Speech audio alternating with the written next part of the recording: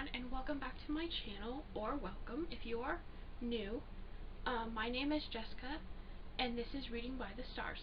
So today I thought that I would do my April TBR, since it is now April, which means a new month, and unfortunately we will not have a March wrap-up this month, this month on the channel from last month's stuff.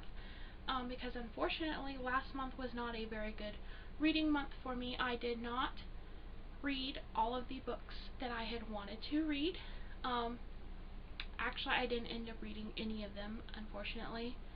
Last month, for some reason, just was not my month, but hopefully we're coming back this month in April stronger and better than ever for the channel.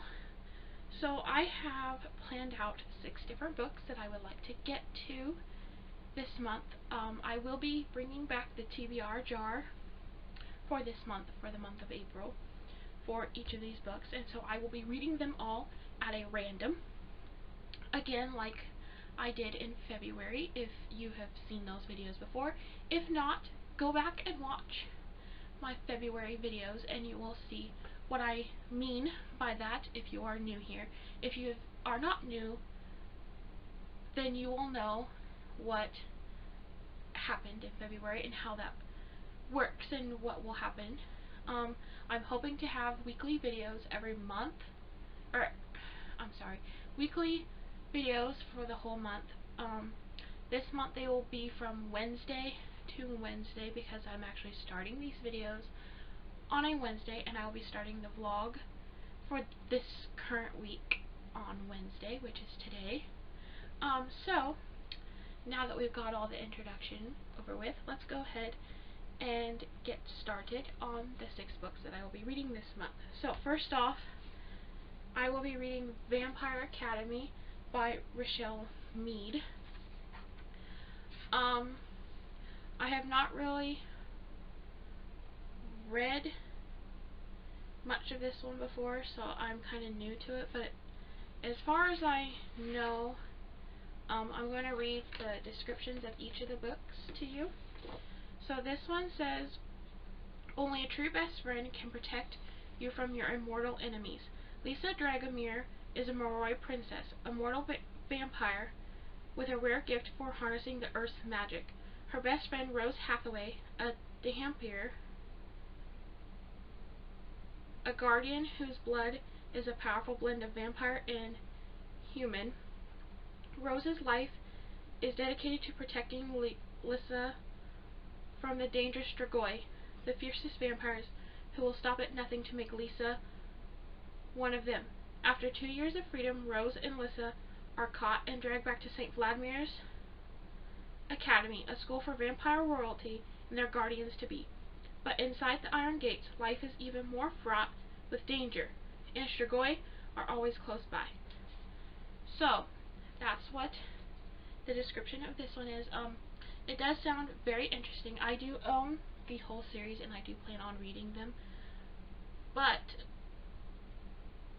I absolutely love books with vampires. Actually, I have 2 here that are vampire books that I'll be reading this month. This one included, obviously. But the next one I want to get to is 3 Dark Crowns by Kendara Blake. I don't know if I'm pronouncing that correctly. But I have started to read this one before, and I did not end up finishing it, but I will read the back of this one, and it says, in every generation on the island of Fenburn, a set of triplets is born. 3 queens, all equal heirs to the crown, and each possessor of a coveted magic. Mirabella is an elemental, able to spark hungry flames or vicious storms at the snap of her fingers. Catherine is a poisoner, one who can ingest the deadliest poisons without so much as a stomachache. Arsenal, a naturalist, is said to have the ability to bloom the reddest rose and control the fiercest of lions. But becoming the queen crowned isn't solely a matter of royal birth. Each sister has to fight for it, and it's not just a game of win or lose. It's life or death. The night the sisters turn 16, the battle begins. The last queen standing gets the crown. So this is definitely a very interesting book. I've only read like half of it before. I have not read the full book, so that will be interesting, not knowing anything. The next one is A Tale of Witchcraft by Chris Colfer. And so this is actually the second book in the duology of the prequel before the Land of Stories. If you do not know anything of what I'm talking about with these, go back and watch my A Tale of Magic reading vlog from March, and you will find out a little bit more about this. And you can also watch my March TBR video that I have up. That will also explain a little bit more also about this. And so what this description is: Bristol Evergreen changed the world, but the journey is just beginning. Bristol and her friends have saved everyone from the evil Snow Queen and secured worldwide acceptance for the magical community. However, when a mysterious new witch named Mistress Mara arrives at the academy, the celebrations are cut short as Mistress Mara begins recruiting fairies into a rival school of witchcraft. It becomes clear that she has dark intentions, and soon Bristol's friend Lucy becomes embroiled in an ominous plot against mankind. Elsewhere, the fragile peace is on the brink of shattering. Outrage has spread throughout the kingdoms in opposition to the legalization of magic, and a dangerous, centuries-old clan known as the Righteous Brotherhood has resurfaced with one goal in mind: to exterminate all magical life forever, starting with Bristol herself. So this definitely sounds very interesting, and I am definitely very excited to read more about Bristol's story with the Academy and what happens with the Righteous Brotherhood and all that kind of stuff, and if the Snow Queen like resurfaces or anything after the first one. And so we will definitely see what happens in this book, but I'm definitely very excited. The next one I have is Twilight by Stephanie Meyer. This is a reread for me, so this one should be a pretty quick read. It shouldn't take too long, but this one is about three things I was absolutely positive. First, Edward was a vampire. Second, there was a part of him, and I didn't know how dominant that part might be, that thirsted for my blood. And third, I was unconditionally and irrevocably in love with him. I know that this is one of the very popular series on the BookTube community, along with Cassandra Clare's books.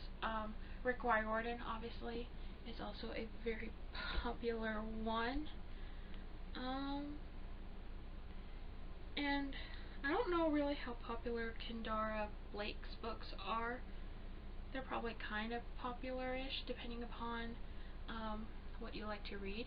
But the next one I actually have is City of Bones by Cassandra Clare. Surprise!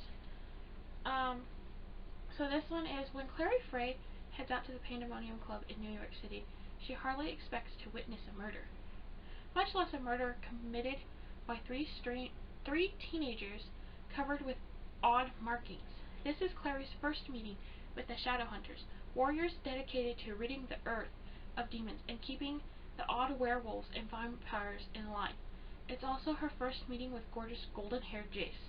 Within 24 hours, Clary is pulled into Jace's world with a vengeance, when her mother disappears and Clary herself is attacked by a demon. But why would demons be interested in an ordinary mundane like Clary? And how did she suddenly get the sight? The Shadowhunters would like to know. I have not really read this one before. I know that this is obviously the first book in the Mortal Instruments series. I own the whole series. I do not have any other Cassandra Clare's books yet. I think there might be an order that you're supposed to read them. I think I saw it on Cassandra Clare's website somewhere. I think. Don't quote me on that. I think it's, you read the first 3 of the Mortal Instruments, and then you read a certain amount, or maybe all of the, there's another 3-book series. I don't really know which one it is. I will figure it out eventually. And then the last book on my TBR, we have The Kane Chronicles, The Red Pyramid by Rick Riordan. This is the first book in the Kane Chronicles trilogy. And so the description of this one is, since his mother's death 6 years ago, Carter Kane has been living out of a suitcase, traveling the globe with his father, the brilliant Egyptologist Dr. Julius Kane. But while Carter's been homeschooled, his younger sister, Sadie, has been living with their grandparents in London. Sadie has just what Carter wants: school friends and a chance at a normal life. But Carter has just what Sadie longs for: time with their father. After 6 years of living apart, the siblings have almost nothing in common, until now. On Christmas Eve, Sadie and Carter are reunited when their father brings them to the British Museum, with a promise that he's going to make things right. But all does not go according to plan. Carter and Sadie watch as Julius summons a mysterious figure, who quickly banishes their father and causes a fiery explosion. Soon Carter and Sadie discover that the gods of ancient Egypt are waking, and the worst of them, Set, has a frightening scheme.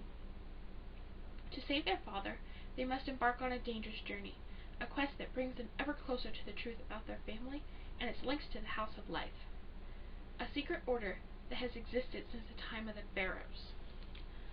I have read this one all the way through before, and it is a very good book, but I wanted to read it again, since I have not read the other 2 yet, and I also am actually hoping to read all of Rick Riordan's books eventually, but I'm starting with the Kane Chronicles.